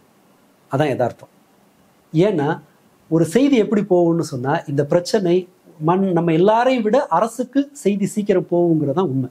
பெங்களூர்ல சிவராஜ்குமார் தம்பி அவர் இறந்த செய்தி, இறந்துட்டாரு, உள்ள இருக்கிறவங்களுக்கு தெரியும் அவர் இறந்துட்டாருன்னு சொல்லி. ஆனா மக்கள் தூரமா இருக்கிறவங்க போறதுக்கு வரைக்கும் டைம் கொடுத்து செய்தியை சாயங்காலம் தான் அனௌன்ஸ் பண்ணாங்க. பட் கவர்மெண்ட்டுக்கு நல்லா தெரியும். பெரிய பெரிய கம்பெனிஸ்க்கு தகவல் வந்து என்ன பண்ணாங்கன்னா, எமர்ஜென்சி நிலைமை, வெளியூர்காரங்களாம் அனுப்பிச்சிருங்க அப்படின்னு சொன்னாங்க. அரசுக்கு நம்ம எல்லாரையும் விட கொஞ்சம் விரைவாகவே செய்தி வந்துடும். இது ஏதோ ஒரு ஏடா கூட நடக்குது அப்படிங்கிற செய்தி. வழக்கமா இங்க கலைஞர் மறைவு, ஜெயலலிதா மறைவு எல்லாமே லேட்டா தான் அனௌன்ஸ் பண்ணாங்க. அப்படியே ஃப்ளோட் ஆகும் அந்த நியூஸ். பட் வந்து லேட்டா எல்லாரும் போன அப்புறம் தான் அதை டிக்ளேர் பண்ணும். ஸோ அரசுக்கு எப்படி செய்தி போச்சுங்கிறது ரொம்ப ரொம்ப அடிமுட்டாள்தனம். அண்ட் அங்க இருக்கிறவங்க நேரடியா பதிவு பண்ணத மகளையும் 2 மகள்களையும் மனைவியையும் பறிகொடுத்தவர் தெளிவா சொல்றாரு, இந்த நெருக்கடி 7:30 மணிக்கு நடந்துருச்சுன்றாரு. இப்போ விஜய் அந்த பாட்டு பாடினார் இல்லையா, அப்பவே அந்த நெருக்கடி ஆட்களை கீழே மிதிச்சுட்டு போறது இதெல்லாம் நடந்துருச்சு. 6 மணில இருந்தே கூட்ட நெரிசல் ஆரம்பிச்சிருச்சு, என்ன போக அலோவ் பண்ணலன்னு வேற ஒருத்தர் பதிவு பண்றாங்க. விஜய் நகர்ந்து வர லைட்டை ஆஃப் பண்ணிட்டு வந்ததுனால பின்னாடி இருந்த கூட்டமும் அது கூடவே அழுத்திக்கிட்டு வந்துச்சு அப்படின்னு இன்னொருத்தர் சொல்றாங்க. இது எதுவுமே வெளியில இருந்தெல்லாம் வரல. அண்ட் இது அத்தனையும் சொன்னது வந்து ஏதோ திமுக ஆதரவு ஊடகங்கள்லாம் இல்லை, வெவ்வேறு ஊடகங்கள்ல வந்த செய்தி. இது கரண்ட் ஆஃப் பண்ணிட்டாங்கிறது ஒரு தியரி. கரண்ட் பாக்ஸ் மேல ஏறி நின்னாங்க, கரண்ட் ஆஃப் பண்ண சொல்லி இவங்களே ஒரு ரிக்வஸ்ட் கொடுத்துருக்காங்கிறது ஒரு இதுக்கு இவங்களோட வரலாறு. இது எல்லாத்தையும் கன்சாலிடேட் பண்ணி பார்க்கும்போது இந்த இடத்தில் ஒரு சிக்கல் வரும் அப்படிங்கிறத எல்லா அரசாங்கமும் கணிக்க முடியும். பட் என்ன நினைச்சிருப்பாங்க, ஒரு தள்ளுமுள்ள வரும், மயக்கம் அந்த ரேஞ்சில் இருக்கும். பட் இது கையை மீறுது அப்படிங்கிற செய்தி அரசாங்கத்தில் 40 பேரை பலி கொடுத்தது திமுக அப்படின்ற சார்ஜ் வைக்கிறாங்க. 40 பேரை இதுல இந்த கேஷுவாலிட்டியை குறைச்சிருக்கலாம்னு சொன்னா அது ஒரே ஒரு ஆளால தான் குறைச்சிருக்க முடியும், அது விஜய் மட்டும்தான். அவர் தன்னுடைய அந்த ஃபேஸை காட்டணும், தான் கெத்த காட்டணும் அப்படிங்கிற ஒரே ஒரு கண்டிஷனை விட்டு கொடுத்துருந்தாருன்னா இந்த பிரச்சனை இருந்திருக்காது. நீ வர்ற உள்ள நெருக்கடி வருது, 4-5 ஆம்புலன்ஸ் உள்ள போகுது, மக்கள் மயங்கி விழுறாங்க, நீ தண்ணி பாட்டில தூக்கி வீசுற, மத்தியானத்துல இருந்து வெயிட் பண்றாங்க, இந்த செய்தி எல்லாம் உள்ள தெரிஞ்சிருக்கிற பட்சத்துல அவருடைய ப்ரையாரிட்டி என்ன இருந்திருக்கணும்? கூட்டம் பிரச்சனை இல்லை, இன்னொரு நாள் பார்க்கலாம், நான் இதே கரூருக்கு இன்னொரு முறை வர்றேன், தயவு செஞ்சு நிதானமா கலைஞ்சு போங்கிறத அவர்களை அனுப்பி வைக்கிற வேலையில் ஈடுபடுறதுக்கான வாய்ப்பு விஜய்க்கு இருந்ததா இல்லையா? போலீஸ்காரர்கள் மரியாதை வெளியில போன்னு சொன்னா என்ன நடந்திருக்கும்? இதே ஊடகங்கள் என்ன சொல்லியிருக்கும்? விஜய் கூட்டத்தை கலைச்சது போலீஸ் அப்படின்னு சொல்லி பேசியிருப்பாங்களா இல்லையா? எப்படி இந்த ரிஸ்க் ஒரு கவர்மெண்ட் எடுக்கும்னு எதிர்பார்க்கறாங்க அவங்க? ஆட்களை தடுக்கிறதான் தொடர் ஒரே வழி. இந்த இடத்தில் ஒரு அசம்பாவிதம் நடக்கக்கூடாதுன்னு சொன்னா ஆட்கள் வருகையை தடுப்பதுதான் வழி. தடுத்தா என்ன பண்ணிப்பாங்க? என்ன செய்தி இன்னைக்கு வந்திருக்கும்? தடுத்தா என்ன செய்தி பார்த்து பயந்துட்டாங்க. அப்ப என்னன்னா அந்த இடத்தில் கூட்டத்தை நெருக்கடி இவர் ஏறி சொல்லியிருந்தா என்ன நடந்திருக்கும்? உங்களுடைய அக்கறை மக்கள் பாதிக்கப்பட்ட கூடாதுன்னா மயங்கி விழும்போது உங்களுக்கு அது தெரிஞ்சிருக்கணும். வேண்டாம், இந்த இடத்தில் குழுமாதீங்க. இங்க எட்டி பார்க்கும்போது தெரியாதா மயங்கி விழுவது தெரியுது இல்ல, குழந்தையோட ஆளுங்க வந்திருக்காங்கன்னு தெரியுது இல்ல, அல்லது மத்தியானம் ஒரு அனௌன்ஸ்மெண்ட், மதியத்துல இருந்து குழந்தையோட பெரியவங்க தயவு செஞ்சு போங்க, லேட் ஆகுது, வெயிட் பண்ணாதீங்க, காத்துருங்க. எது தடுத்தது? ஏன்னா உங்களுக்கு இப்படி ஒரு அசம்பாவிதம் நடக்கும்னு நீங்க எதிர்பார்த்தீங்கன்னு நான் சொல்ல மாட்டேன். ஆனா அசம்பாவிதம் நடந்தா என்ன செய்யறதுன்னோ, அசம்பாவிதம் ஒருவேளை நடந்துருமோன்னு பயம் உங்களுக்கு இல்ல, நடந்தா என்ன செய்யறதுங்கிற தயாரிப்பு உங்களுக்கு இல்ல, கவலையும் இல்ல. ஆமா, கவலை இல்ல, அதன் மீதான பொறுப்பு யாரு பொறுப்புன்னு யாருக்குமே தெரியல. அதான் எல்லாரும் ஓடினாங்க, எவனோ ஒருத்தன் பார்த்துக்கோன்னு எல்லாரும் ஓடினாங்க. அறுவடை பண்ண தயார், வேலை செய்ய யாரும் தயாராது. திமுக போய் அமைச்சர்கள் போறது, செந்தில் பாலாஜி அங்க போறது, அன்பில் மகேஷ் போறது, மாசு போறது, முதல்வர் கிளம்பி நைட்டே போறது, துணை முதல்வர் துபாய் பயணத்தை ரத்து செஞ்சுட்டு வர்றது, இது எல்லாமே விஜயை பார்த்து பயந்ததுனால ஆர்கஸ்ட்ரேட் பண்றாங்க, அதனால இவங்க எல்லாருமே வந்து குவிறாங்க அப்படின்ற குற்றச்சாட்டையும் விஜயினுடைய ஆதரவாளர்கள் இல்ல இதை எக்ஸ்போஸ் பண்ணிட்டாங்க. விஜய்க்கு ஆதரவா ஸ்டாண்ட் வித் விஜய் பெரும்பாலான பதிவுகள் நார்த் இந்தியால இருந்து வந்திருக்கு. அந்த ஸ்டாண்ட் வித் விஜய் போட்ட அவங்களோட ரெக்கார்டு எடுத்து படத்தை எடுத்து ஆராய்ச்சி பண்ணி பாத்தீங்கன்னா அவர்கள் மோடிக்கு ஆதரவா நிறைய பதிவு போட்டிருக்காங்க. இதுக்கு எகைன் நம்ம முன்னாடியே பேசணும் இல்லையா, இவருக்கு யார் பிஆர் கம்பெனி வேலை பார்க்குதுன்னு சொல்லிட்டு ரூட் அந்த குரூப் தான். மூத்த பத்திரிகையாளர் பலர் அந்த மாதிரியானவர்கள் எதிர்ப்பு மனநிலை இல்ல அவங்க எல்லாத்துக்கும் அந்த அந்த திமுக இவ்வளவு அமைச்சர்கள் போய் அட்டன் பண்றாங்களா, இந்த மாதிரி நீங்க மத்த பிரச்சனை அட்டன் பண்ணீங்களா? இல்ல ஒரு திமுக அரசு நடந்த மிஷாப்ல நடந்த பிரச்சனை போய் அட்டன் பண்ணீங்களா எல்லாரும்? அதெல்லாம் நீங்களாம் அட்டன் பண்ணலையே. இப்போ வந்து போய் எல்லாருமே போய் குவிறீங்க, கும்பலா போறீங்க, முதல்வர் நைட்டே கிளம்பி போறாரு, துபாயில இருந்து உதயநிதி வராரு அப்படின்னா இது எல்லாமே விஜயினுடைய பிரச்சனைன்றதுனால விஜய் பொலிட்டிக்ஸ்ல இருந்து ஒழித்து கட்டுவதற்காக இவ்வளவு மும்முரம் காட்டுறாங்கன்ற குற்றச்சாட்டு பல்வேறு நபர்கள். அப்ப விஜய் சேதுபதி தன்னோட ப்ரோக்ராமை கேன்சல் பண்ணிருக்காரு, அதுக்கு என்ன சொல்லுவாங்க? அது விஜய்க்கு எதிராக செயல்படுறாருன்னு சொல்லுவாங்களா? இது பிரச்சனை, இதான் பிரச்சனை. அழுதாலும் தப்பு, சிரிச்சாலும் தப்புன்னு இந்த இடத்துல நீங்க மாத்தலாம். எதையும் ஒரு சதி கோட்பாட்டோடு இந்த இடத்துல ஒரு அரசாங்கத்தை அவங்களால இணைக்க முடியும். வரலன்னா என்ன பண்ணுவாங்க? அதை விட வேற என்ன வேலை? இன்னைக்கு அவர் துணை முதல்வர் வரலன்னு வச்சுக்கோங்க, வரலன்னா என்ன பண்ணுவாங்க? ஏங்க இங்க ஒரு பெரிய பிரச்சனை நடந்திருக்கு, நீங்க என்ன துபாயில இருக்கு? இல்ல அவர் வந்துடுறாரு, மெட்ராஸ்ல தங்குறாரு, இப்ப என்ன பண்ணுவாங்க? மெட்ராஸ்க்கு வந்தவருக்கு கரூருக்கு வர தெரியாதா அப்படிம்பாங்க. இது எப்படி வேணா அந்த தியரியா பேசலாம். ஆனா தேவை என்ன? அந்த இடத்தில் ஒரு நெருக்கடி வந்த போது ஆம்புலன்ஸ் வந்ததா? போலீஸ் அந்த இடத்துல எவாக்குவேட் பண்றதுக்கான சர்வீஸை பண்ணினாங்க. அந்த இடத்துல தடுத்தது யாரு? போலீஸ் தான். நீங்க கவனிச்சு பாத்தீங்கன்னா தெரியும். எனக்கு தெரிஞ்சு தமிழ்நாடு போலீஸ் வந்து ஒரு ரெஸ்கியூ ஆபரேஷன்ல ஆக்டிவா இருந்தது இதுலதான். பெரும்பாலும் அவங்க அந்த வேலையில என்கேஜ் பண்ணாங்க. மற்றபடி மற்ற கூட்டங்களை விடவும் இந்த இடத்துல கைண்டா சப்போர்ட்டிவா தான் இருந்தாங்க. இதை நான் சொல்ல விஜய் சொல்றாரு, நான் இவ்வளவு பத்திரமா வர்றதுக்கு இவங்க தான் காரணம்னு அவரே சொல்றாரு. அதன் பிறகான ஒரு குறைந்தபட்ச ரெஸ்பான்சிபிலிட்டி எடுக்கலன்னா போலீஸோட அவங்களோட ப்ரிப்பரேஷன் எப்படி இருக்கும்? ஒரு கூட்டத்தை கட்சி பார்த்துக்கும், கட்சியில அந்த இடத்தில் வேற அசம்பாவிதம் நடக்காம பாத்துக்கிறது தான் போலீஸோட வேலை. ஒரு கட்டத்துக்கு மேல போலீஸ் உள்ள வருதுன்னு சொன்னா கட்சிக்காரங்க சண்டைக்கு வருவாங்கன்றதுனால இவங்க எப்போதுமே ஒரு டிஸ்டன்ஸ் தான் வச்சிருப்பாங்க. ஒரு மற்ற சின்ன சின்ன அமைப்புகளை மாதிரி எல்லாம் பண்ண மாட்டாங்க. அண்ட் எல்லாத்துக்கும் மேல எவ்வளவு பேரை கூப்பிடுவீங்க? ஒரு அரங்க கூட்டத்திற்கு கூட போலீஸ் பர்மிஷன்ல எத்தனை பேர் வருவீங்க? அவங்களுக்கு தண்ணி இருக்கா? அவங்க வெளியில போறதுக்கான வசதி இருக்காங்கிறதெல்லாம், பார்க்கிங் பிரச்சனை, இது எல்லாத்தையும் பதில் சொல்ல வேண்டியது கூட்டம் நடத்துறவங்க தான். இது ஏதோ இவர் தோன்ற இடத்துல இவர் நிற்பாரு, ஆட்களை டிலே பண்ணி எல்லாரையும் உள்ள வந்து சேர்ப்பாங்க. மீடியாவோட ஹெல்ப்போட ஒரு அண்டர்ஸ்ட கிரியேட் பண்ண முடியும் இவங்களால. ஆனா போலீஸ் அதுக்கு ரெடியா இருக்கணும்னா அது எப்படி பிராக்டிகலா எப்படி சாத்தியம்? இருக்கிற அவ்வளவு போலீஸையும் கொண்டு வந்துட்டு சாட்டர்டே விஜய் சூழ்ச்சி செய்து சதி செய்து இந்த பிரச்சனையை உருவாக்கி நீங்க கூட பார்த்திருப்பீங்க பதிவுலாம். அதன் வழியாக விஜய் இல்ல இது அரசியல் இருந்து மழுங்கடிக்க முழுக்க ரெண்டே விஷயம் தான். இது வந்து ஒரு ஹிப்போக்ரேட்டட் மைண்ட் செட்ல இருக்கிற ஆட்களோட வேலை ஒன்று. ரெண்டாவது அந்த டிஎம்கே மேல வெவ்வேறு காரணங்களால வெறுப்புல இருக்கிறவங்களோட வேலை. மூணாவது செக்ஷன் எதுனா இந்த மாதிரி பெய்டு. பிஜேபி சொன்னீங்க, பிஜேபி இதை பெயிண்ட் பிஜேபியோட இது என்ன? மற்றபடி நீங்க வந்து இப்போ இந்த சதி கோட்பாடுகளை போல பிஜேபி என்ன சொல்றாங்கன்னா, இது திமுகவுடைய பொறுப்பு, நீங்க வந்து ஒழுங்கான பாதுகாப்பை ஒழுங்கான அரேஞ்ச்மெண்ட்டை நீங்க செஞ்சு கொடுக்கல, அதனாலதான் இந்த மோசமான சம்பவம் நடந்திருக்குன்ற குற்றச்சாட்டு அண்ணாமலை நடந்த உடனே இப்ப அந்த பதிவை போட்டிருந்தாரு. பாஜகவினுடைய நிலைப்பாடும் அப்படியாக தான் இருக்கு. அதிமுக கிட்டத்தட்ட அந்த மாதிரி சொல்லல, அதுக்கப்புறம் மாத்துறாங்க. முதல்ல அவங்க இருந்தாங்க, பிஜேபி அந்த ஸ்டாண்ட் எடுத்தோன்னு பேசுறாங்க. சோ இந்த சதி கோட்பாடு மாதிரி வேறு காரணங்களை அது இவங்க பேசுறதுக்கு நேர் எதிரான நடக்கிறது என்னன்னு சொன்னா, இதில் பாஜக, நேஷனல் மீடியா இவங்களோட ஒத்திசைவை பாருங்களேன். அந்த ஒரு ரிதமிக்கா ஒரே மாதிரி டான்ஸ் ஆடுறதை பார்க்க இப்ப சந்தேகம் வரல. எப்படி ஒரு தன்னோட ரைவல்னு நினைக்கிற, அதாவது கொள்கை எதிரின்னு இவர் பிரகடனப்படுத்துவாரு, அவருக்காக வந்து பிஜேபி அவருக்கு வலிக்காம பிஜேபி பேசுறது இதை எப்படி புரிஞ்சுக்கிறது? வெறுமனே இவர் மட்டும் இல்ல, நேற்று ராத்திரியிலேருந்து நேஷனல் மீடியாஸ் வந்து இந்த ஸ்டாண்டை தான் எடுக்கிறாங்க. ஸோ விஷயம் என்னன்னா, இவர் யாருக்காக வேலை செய்யறாருங்கிறது இப்ப தெரியும். ஏன்னா இந்த நேரம் இப்ப அடிச்சாதான் விஜய் அட்டாக் பண்ற, விஜய் எக்ஸ்போஸ் பண்ணலாம் அப்படிங்கிற ஒரு ஸ்டாண்ட் எடுக்க வேண்டிய பாஜக, அதாவது கொள்கை எதிரின்னு வச்சுக்கிட்டா அப்படி எடுக்க வேண்டிய பாஜக ஏன் வேற ஒரு ஃபிளிப் சைடை ஏன் எடுக்கிறாங்க? ஏன்னா விஜய் அரசியல் பாஜகவுக்கு தேவை.